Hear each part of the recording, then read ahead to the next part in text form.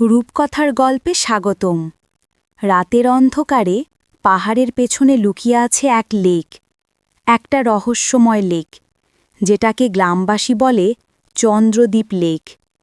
ভোরের আগে কেউ তার কাছে যায় না, কারণ বলে সেই লেকে এক রানী বাস করে, তিনি নাকি শুধু চাঁদের আলোয় জেগে ওঠেন।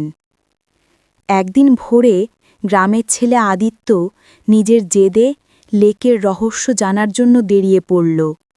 তার হাতে একটি পুরনো মানচিত্র, যা তার দাদুর পুরনো ট্রাঙ্কে পাওয়া গেছে। দাদু সবসময় বলতেন, যে সত্যি মন নিয়ে লেকের দিকে তাকাবে, তার চোখে রানী ধরা দেবে।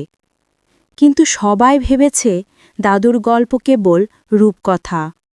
আজ আদিত্য প্রমাণ করবে রূপকথার মাঝেও সত্যি আছে। আদিত্য যতই বনের ভেতর ঢোকে, আশেপাশে কুয়াশা ঘন হতে থাকে।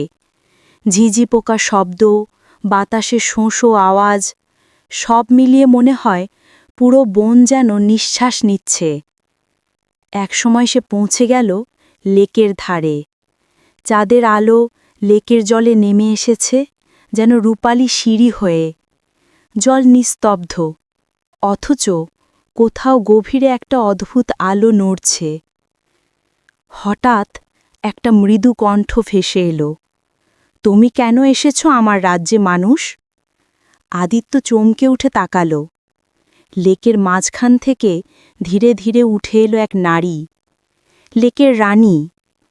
তার লম্বা রূপালি চুল, চোখে মায়া, আর পোশাকে জলবিন্দুর ঝলক। তার চারপাশে জলজ ফুলগুলো আলোকিত হয়ে উঠল। আদিত্য হাঁটু গেড়ে বলল, আমি জানতে চাই, আপনি কে, আর কেন সবাই আপনাকে ভয় পায়? রানী ধীরে ধীরে বলল, ভয়? আমি তো ভয় নই, আমি শুধু স্মৃতি। এই লেক একসময় ছিল এক রাজ্যের প্রাণ। আমি সেই রাজ্যের রানী ছিলাম, কিন্তু বিশ্বাসঘাতকতায় রাজ্য ডুবে যায় এই লেকের নিচে। তার চোখে জল। যে রাজা আমায় ভালোবাসার প্রতিশ্রুতি দিয়েছিল, সেই নিজের লোভে পুরো রাজ্যকে ধ্বংস করে দেয়। আমি প্রতিজ্ঞা করেছিলাম, যতদিন কেউ নিঃস্বার্থভাবে আমাকে ডাকবে না, আমি ফিরে যাব না। আদিত্য মৃদু গলায় বলল, আমি আপনার দুঃখ বুঝতে পারছি। আমি কিছুই চাই না, শুধু চাই আপনি মুক্তি পান। রানী বিস্মিত হয়ে তাকাল, তুমি কিছুই চাইছ না? না, আপনার শান্তি আমার প্রাপ্তি। হঠাৎ পুরো লেক কাঁপতে শুরু করল।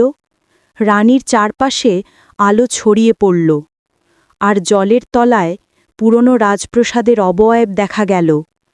মেঘলে গর্জন, বজ্রপাত, সব কিছু থেমে গেল এক মুহূর্তে। রানী ধীরে ধীরে বলল, তুমি আমায় মুক্তি দিলে মানব। তুমি প্রথম যে কোনো কিছু না চেয়ে ভালোবাসা দেখালে। তার শরীর ধীরে ধীরে আলোকিত হতে লাগল।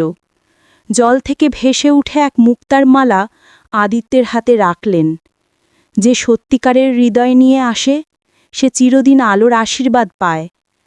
এক ঝলক আলোয় রানী মিলিয়ে গেলেন, আর লেকের জল শান্ত হয়ে গেল। চাঁদের আলোয় উজ্জ্বল, শান্ত, দীপ্ত। ভোরে সূর্য উঠছে।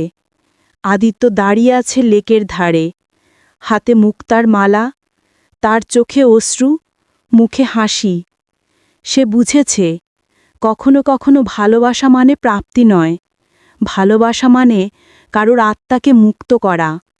লোভ, ভয় আর চাওয়া যখন মুছে যায়, তখনই হৃদয়ে জেগে ওঠে জাদু। রূপকথার গল্প নিয়ে তোমাদের সাথে ছিলাম আমি আদিবা তাসনিম অনন্যা। গল্পটি কেমন লাগলো কমেন্টে লিখো।